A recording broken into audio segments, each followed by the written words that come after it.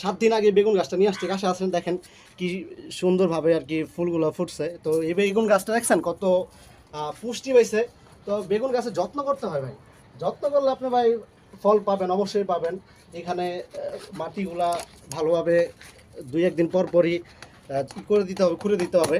আর মূলত আমি মাটির সাথে আপনার ইউজ করছি হচ্ছে দেখেন, এই হচ্ছে এটা হচ্ছে আপনার ডিমের খোসা থেকে, ডিমের খোসাগুলো সংগ্রহ করে বাজার থেকে রাত ছাদে শুকানোর পরে এটা হচ্ছে গুঁড়া করা হয়, গুঁড়া করে কমপ্লিটলি এই মাটির সাথে মিক্স করে লাগাইছি। তো এই বেগুন গাছটা অনেক হ্যাঁ ভালোই পুষ্টি পাইছে। আর এই পাশে হচ্ছে আমার একটা মরিচ গাছ।